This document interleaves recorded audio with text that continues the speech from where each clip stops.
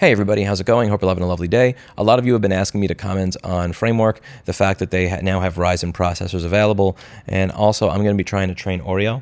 My cats always have to sit on the arm of the chair when I'm doing a video because when they sit on my lap, they try to hit the space bar, the enter key, and end my video. Oreo has done this 10 times in the past 2 months, so he is not allowed to sit on my lap while I'm doing a video. He must sit on the arm. So please do cooperate with me while I attempt to train my kitty.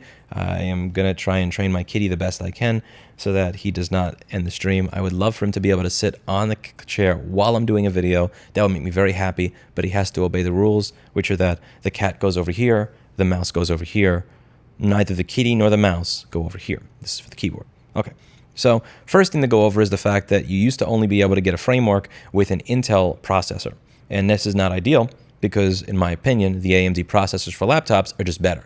I think you get better bang for your buck. And I also think that you get better performance for the amount of energy that the processor uses. And just like when I just look at CPU benchmark with all these different processors, the Ryzen's for price and performance and also energy usage just seem to wipe the floor with a lot of the Intel stuff over the past few years. The problem that I've had is that all the machines that I like, again, like, ThinkPad, P-Series, stuff like that, all the machines that I like that are high-end, they tend to use Intel processors, and all the laptops where I don't like their build quality, where I don't like the feature set, use the Ryzen processor. So it's really cool that I can now get a Ryzen processor, which I like, in a form factor that I like. And we're going to dig into the specs and all the other stuff later, but to be honest with you, that's not really what I want to discuss in this video. What I want to discuss is a design flaw that certain members of my community have called me out for not being as critical of Framework of, rightfully so. I admittedly was on some BS by not calling this out almost a year ago, and I really should explain why now. So what am I talking about with a design flaw? First things first, again, you can skip over this part. I'm not going to be scrolling around posts in their forum the same way that I usually scroll around posts. Their forum has two things that drive me insane. The first is, in spite of the fact that my browser has a scroll bar, they also have like a second scroll bar here. And in addition to that, when I hit Control F, it doesn't allow me to use my browser's Control F. It brings me to this type of search, which I just don't like. So I have to manually use, go to the menu in my browser to find. So when I try to search this style of forum, I almost feel like I'm seasick. It drives me insane. So I've taken some notes on some of the comments in this forum, and I've also from my subreddit, and I've put them into a Word document for me to be able to read from. That being said, when I talk about this design flaw, what am I talking about? Well, the Framework is a great laptop, the first gen one that they did with an 11th gen Intel processor. There's one design flaw that it has where even if the internal laptop battery is at 80 or 90%, if you leave it unplugged for a long enough period of time and then you try to power it up, it won't turn on because the real-time clock battery inside the device is dead. As a result of that battery going dead, even if your laptop battery is dead, the device won't turn on. And I think that the issue here is that the internal battery of the laptop is not charging the RTC battery. Only when you plug it in via USB-C are you then charging that battery or prompting it to charge or whatever, which is, that's an issue. When people spend $1,000 or $2,000 on a laptop, they expect that if the last time they turned it on and turned it off, their battery was at 80%, that even if they don't use that laptop for 3 months, when they take it out of their bag and go to use it 3 months later, when they power it on, that it will power on. And this is not as much of an issue if you're always by a charger, but if you're in your car and you're parked somewhere and you just want to bring up your laptop to look at something, if you're traveling, if you're on a plane and you don't have your adapter available or whatever, or you don't have a plug available, this sucks. You could be on a 5-hour flight where you thought you were going to have your laptop and now you don't. That's a serious design flaw. That's a serious issue. And you bet your ass that if this was an Apple problem, that I would be the first person to have a video titled "The Horrible Truth About Apple's Repeated Engineering Failures. My Problem with the Cult of Apple. Are Apple products still junk in 2023? But there is no the horrible truth about Framework's repeated engineering failures. My problem with the cult of Framework and our Framework products still junk in 2023 video. Because I have a bias, and I think it's important that we go through why that bias exists and why it is that I'm judging Framework in a different way that I would judge Apple. So let's just dig into some of the comments that are in this thread. It says, Framework has stated in these threads that they will not fix it and that the rework is up to the user and the cost is up to them. For when I say rework, by the way, what I'm referring to is the fact that Framework, they actually messaged me this last year, by the way. They came up with rework instructions to actually fix the problem. So they tell you all of the things that you are going to need. So again, you need a diode, a 150 kilo ohm resistor, another 500 kilo ohm resistor. They're telling you all the things that you're going to need, and then they give you a little guide on how to make this modification. So you could see, you're scraping a trace somewhere, you're running a couple of jumper wires, and why they're using this type of wire for this is oh my God, use magnet wire. What the? Use magnet wire. Anyway, I'm sorry, this is incredibly triggering. But you scrape another trace, and then there's another wire to magnet wire, bruh. Anyway, they're running a bunch of different wires and telling you how to connect everything. This is doable rework. So they're essentially giving you a solution. If you want to modify your board to fix this design defect, the same way that I show how to fix a lot of Apple's flaws on my channel, they're showing how to fix their flaw here. So just going back to the comment, Framework has stated in these threads that they will not fix it, and the rework is up to the user and the cost is up to them. This is a horrible stance for a company to take and not service and fix their product with such a bad design flaw. This puts them right there with Apple, and hopefully Lewis and maybe Linus will see that and put pressure on them for not fixing the product. True. I can't deny what this person has said. That's 100% true. A response came up from somebody else saying, technically speaking, the design flaw is fixed in the subsequent 12th gen base mainboard. Given the relatively small size of Framework when compared to a company like Apple, recalling all 11th gen boards affected by this problem and replacing them with the 12th gen is unlikely to be in their means. Also true. But again, if you have an older product and it has a design defect that other products in that same price range don't have, well, don't worry, it's fixed in the new version, bro. Doesn't really help you much. If you buy a 2016 model car and it randomly dies, well, don't worry, we fixed it in the 2018 one. Doesn't really make you feel better if you spent $20,000 on the 2016 model car. Fixing it in a new model does not fix the problem for people who already paid. An 820-3787 MacBook Pro does not have the U8900 issue of the 820-3332. Does that mean that people with an 820-3332 board with a computer they paid $2,000 for have had their problem solved? Not really. The A1990 MacBook Pro does not have the backlight flex cable problems that the A1707 MacBook does. But is that going to make you feel better if you spend $3,000 on an A1707 MacBook Pro in 2017 that the 2019 model does not have that problem? No, because you already spent $3,000 on this one and you want that one to work. Now, when it comes to financial viability, this is where me being a little bit more forgiving comes into play.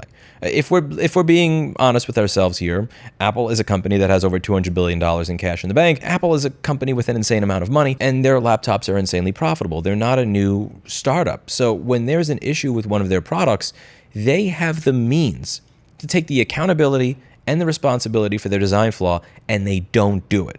So I hold them to that high standard because they repeatedly have design flaws that they do not take accountability or responsibility for. Framework has one, and they are, let's be real, a scrappy startup. Again, to be clear, does this make it better to the consumer? No. But I'm not jumping down their throat the same way I'm jumping down the throat of a company where fixing this is a rounding error. Like they're not going to notice. When you're coming in net profit that's being measured in hundreds of billions of dollars, the amount of money it would take for a minor recall program to replace C7771 on an 820-2610, that's literally a rounding error. Shareholders are not even going to notice it. Whereas with a company like Framework, doing this is probably going to sink them. This is a company that's running on investor money in a very, very difficult to raise money environment, and they're probably not profitable yet. Again, to be clear, this is just, I don't know this 100%. I'm just taking a guess. They're probably not profitable yet. They're running on investor money with a limited amount of investors. It would really only take one or two things like that to potentially sink them entirely. Now, when it comes to them being just like Apple in the way they've come out and been honest about the flaw, I don't think that's fair. And this comment also puts that into account. Regarding you, this puts them right there with Apple's statement. Apple does not come anywhere near the level of Framework when it comes to repairability. You yourself have provided the link and full repair instruction at the board level. This is something unseen when it comes to Apple. True. Apple never fixed the C7771 problem from 2008 and 2009. The 820-2330s, 820-2532s, and 820-2610s that randomly die and will never turn on again because C7771 is only allowing the buck converter for PP1V05 S5 MCP to put out 0.331 volts instead of 1.05 volts. Not only do they never take accountability or responsibility and fix those for the customers, they never acknowledged it as a problem at all. And they sure as shit did not give you a guide on how to fix it. So Framework is a little bit better there, and I agree. Apple pretends that there's no widespread problem until there's a class action. Framework is not pretending the problem doesn't exist. They're just not taking financial accountability and responsibility. In my opinion, this is better than outright gaslighting your users by pretending there's no issue, which is what Apple does. I'm not saying it's ideal, but it is one step better than the gaslighting that Apple does there. That being said, how do I think that this should be solved? Again, you are a scrappy startup. I get it. You are not going to be able to give 100% of your customers a 12th gen mainboard if they paid for the 11th gen one to fix the problem. Like in an ideal world, that would happen, but we don't live in an ideal world. And Framework is not a company that has the money that Apple has available, or Lenovo, or Dell, or Acer, or Asus, or any one of these other companies that are much more mature, that have been around for 30 years and have that war chest in the bank. They're a new scrappy startup. So what do I think they should be doing? In my opinion, they should hire somebody, like literally just one dude, pay him like 25, 45 bucks an hour, whatever, and have him sit there doing this shit all day for your customers. That I think is reasonable. People are not going to be happy. They're going to say, wait, I have to be without my computer for a week? Really? Wait, I have to pay shipping to get it back to your headquarters? Really? Wait, instead of replacing my board, you're going to be modifying it and putting wires on it? I don't like that. They're going to be mad. One way or another, however, these customers will be less mad than they will be if you tell them, we're not going to help you with this issue, outside of giving you another board that's going to have the same problem if you really push us, or give you this random bodge repair and make it your responsibility to find a shop to do it for you and your financial responsibility to pay for. This is better than that. So this takes somebody that is seething, raging mad, and it makes them to the point where they're just, fine. And again, you're not, as a business owner, sometimes you just can't make everybody happy, because making everybody happy means that you go out of business or you're massively screwed. Sometimes being a business owner means taking somebody that wants to Marvin Haymeyer you and just taking them to the point where they go, fine. Sometimes that's a win. And I think over here that would be a win. Having somebody that works at Framework that does this all day long for their customers and gets paid a salary is, in my opinion, a fair compromise. Again, asking Framework to replace hundreds of thousands of mainboards with new ones, no, that's a scrappy startup that's going out of business. Asking Framework to pay somebody $50,000 to $80,000 a year to have somebody in-house that does this, I think that that's a fine compromise. I would say that if your company is producing this many products and would be sunk by a single additional employee that gets paid $50,000 to $80,000 a year, then you are probably going to fail to begin with. So I think that this is something that would be doable. I think this would be kind of like a good compromise. And that employee could also do other things once they're done with these motherboards and they're not working on just running these bodge wires all day. Because I really do believe that this is how it should be done. Again, I can't do this. And it's not that I don't know how to do this. It's that I don't have the time to do this. Framework needs to find a salaried employee that gets $50,000 to $80,000 a year to do this, that once they have everything set up in their desk, like a nice little assembly line, can bang out 4 of these in an hour. That's what they need. Somebody who can bang out 4 of these in an hour. I can't do that.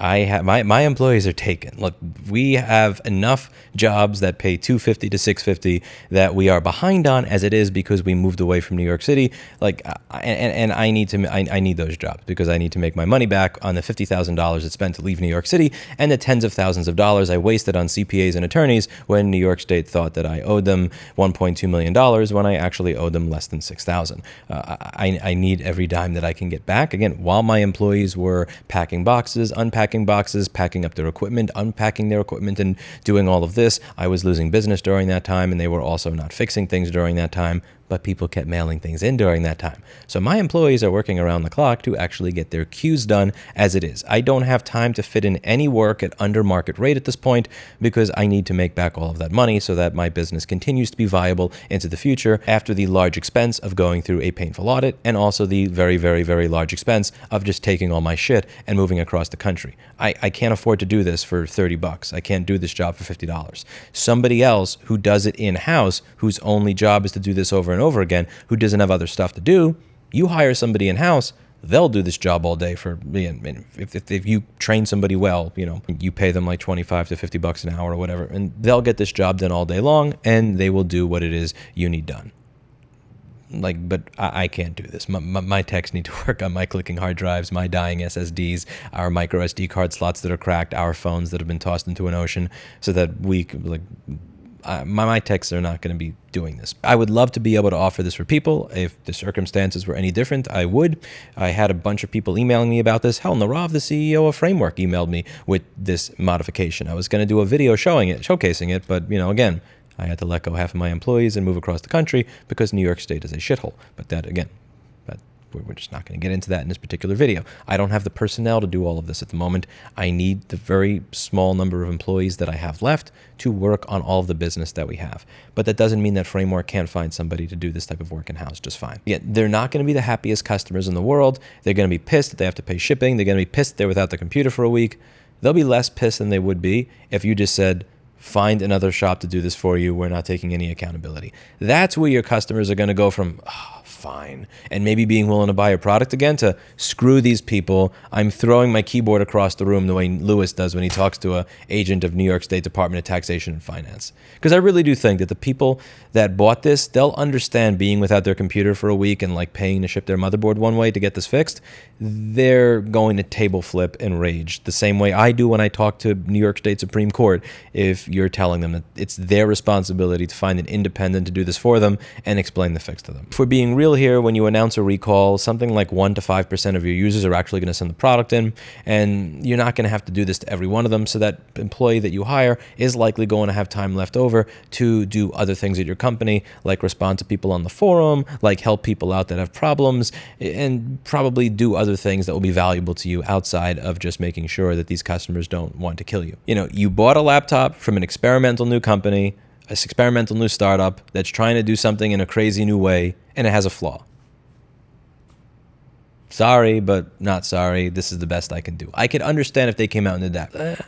Again, we don't live in a perfect world. Sometimes there's going to be compromises that have to be made, and that's going to be a compromise here. But that compromise would be a less bitter pill to swallow than you are on your own, find an independent repair shop that is going to do this for you. I'll give you the instructions. Best of luck. That's going to leave people saying, screw you, I'm never buying a framework again. And I don't think that's good for anybody, because I actually believe in this company's mission. Stuff like this with proper wires is fine. I don't think that there is any shame in having that in your computer. And I think that it would really do a lot towards goodwill into the future, because you guys are right. If this were Apple, I 100% would be doing videos saying the horrible truth about frameworks, repeated engineering failures. My problem with the cult of framework. Our framework product's still junk in 2023. You know, just because I'm ideologically aligned with the company and I do like their products, that doesn't mean that you can let that off the hook. Now, on to what you guys are interested in, the Ryzen stuff.